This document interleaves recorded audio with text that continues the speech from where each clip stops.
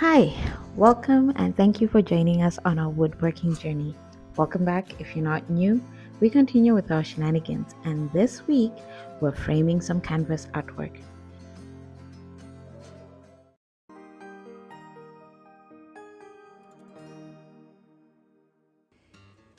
Edward had to split some cover strips in half for this project.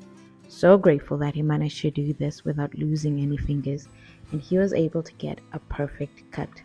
So that's where I'm starting from.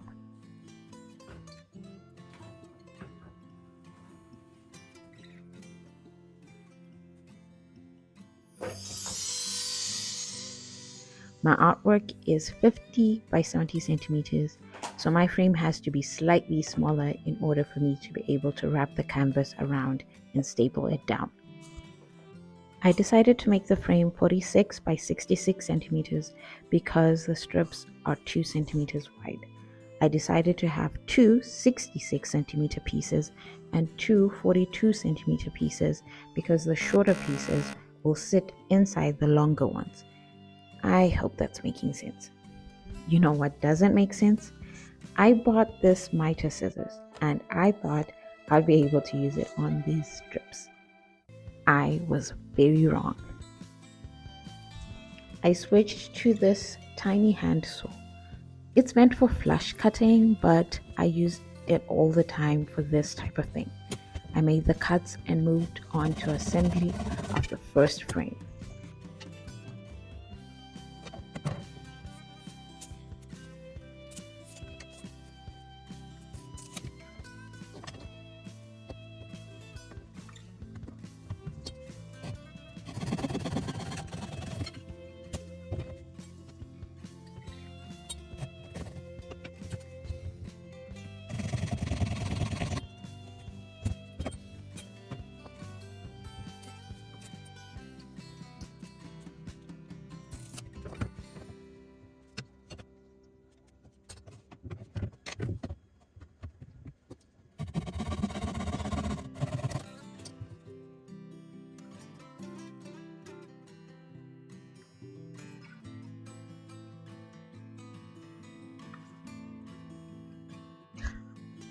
I wasn't in the mood to complicate things, so I decided to use these L-shaped brackets.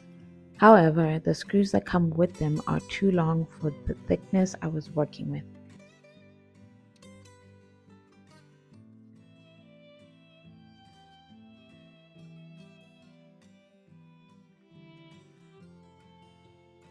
As you can see, I was gone a while, searching high and wide for screws tiny enough for this job.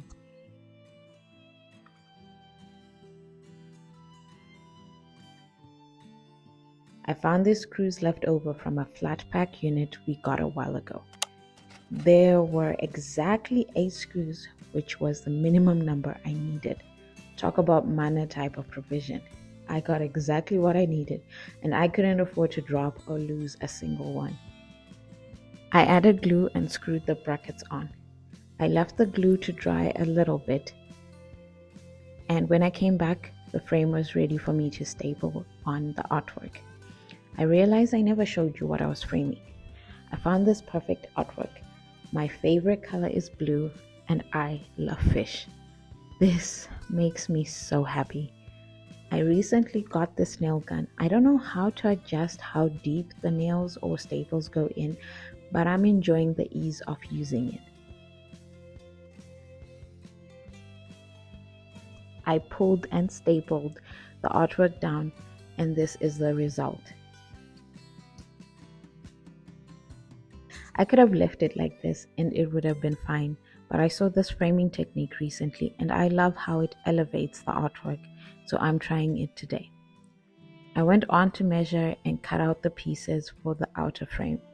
This was kinda easier than the first one since this one doesn't have structural significance. I used only glue for joining the pieces at butt joints. I would have mitered the joints if I was going to stain the frame, but I was going to paint it, so a simple joint was fine. I also added these small pieces of hardboard onto the corners to hold the artwork in the end. Stay with me, it'll make sense.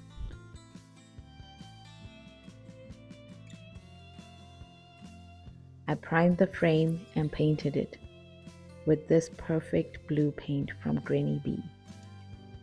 It has a slight purple undertone, but it matched the artwork perfectly. I did 2 coats of paint, but honestly, I should have probably done 3. I used Nova's matte polyurethane sealer and the project was practically done.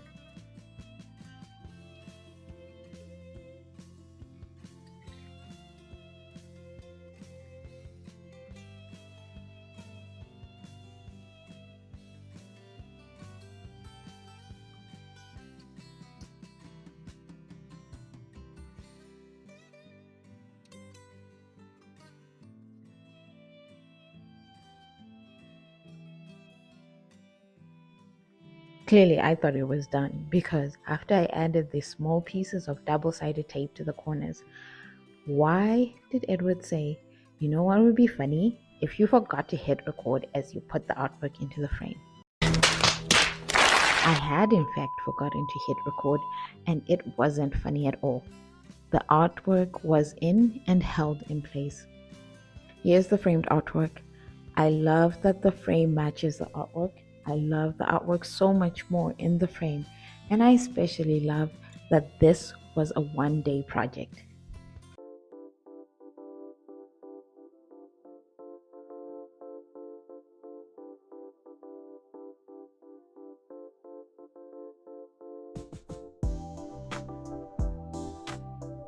Hit like and please subscribe to our channel.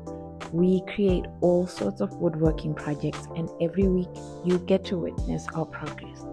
I hope to catch you in the next one. Bye.